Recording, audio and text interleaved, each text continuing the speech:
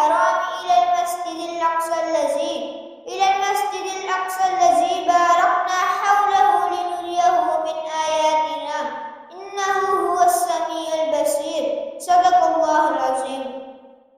صہیونی ریاست کے قیام کا اصل مقصد فلسطین میں ایک ایسی ریاست تشکیل تھا جس میں یہودی عقیدے کو طاقتور کر کے اس خطے کے تمام مسائل پر ان کا قبضہ ہو.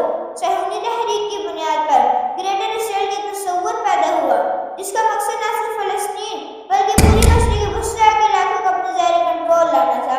اس منصوبے کے تحت اسرائیل نے 1948 کی جنگ میں فلسطینی علاقوں پر قبضہ کر کے لاکھوں فلسطینیوں کو بے گھر کیا. بعد ازاں 1967 کی جنگ میں مزید فلسطینی علاقے جیسے غزہ کی پٹی، بیت المقدس اور مغربی کنارے اپنے قبضے میں لے لیے. اسرائیل نے ان علاقوں میں نہ صرف قبضہ کیا بلکہ فلسطینیوں کے خلاف ظلم و ستم کی اتنی تاریخ رقم کی، فلسطینیوں کے گھر تباہ کیے، ان کی زمینوں پر اسرائیلی آبادکاروں کو بسایا گیا اور فلسطینیوں کو اپنے حقوق سے محروم کر دیا گیا. گریٹر اسرائیل کا خواب آج بھی اسرائیل کی پالیسیوں میں دکھائی دیتا ہے جہاں فلسطینیوں کے حقوق سلب کرنے اور نئے نئے علاقے قبضے میں لینے کی کوشش جاری ہے. سامعین محترم، اسرائیل کی بنیاد 1948 میں رکھی گئی. اس کے قیام کے بعد فلسطین میں مسلسل جارحیت کا آغاز ہو گیا. 1967 کی جنگ میں اسرائیل نے فلسطینی علاقوں میں قبضہ کر لیا اور ان کے خلاف وحشیانہ کارروائیاں کی جس کے نتیجے میں لاکھوں فلسطینی اپنے گھروں سے بے دخل ہو گئے. اس کے بعد 1967 کی 6 روزہ جنگ میں مزید فلسطینی علاقے جیسے غزہ کی پٹی، بیت المقدس اور مغربی کنارے اپنے قبضے میں لے لیے.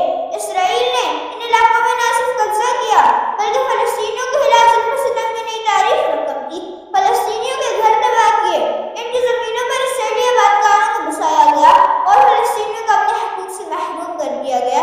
سامعین محترم، اسرائیل کی ظالمانہ پالیسیوں کا ایک اور پہلو فلسطین کے خلاف انسانی حقوق کی خلاف ورزیاں ہیں.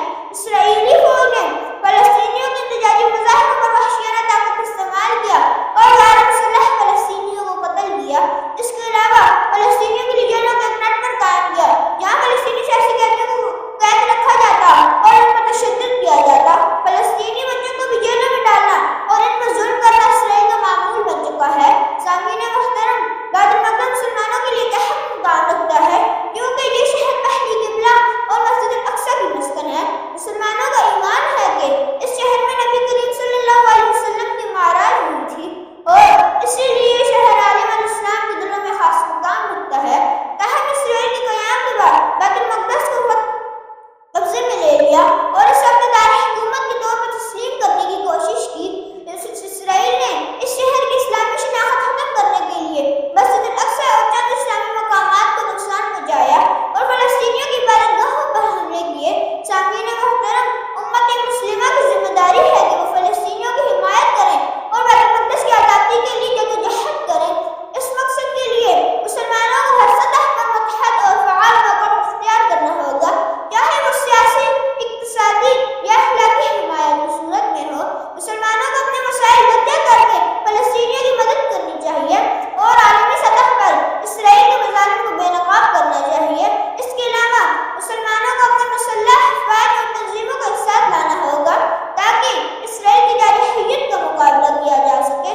سامعین محترم، بیت المقدس کی آزادی کی تاریخ مسلمانوں کے لیے ایک مشعل راہ ہے کیونکہ یہ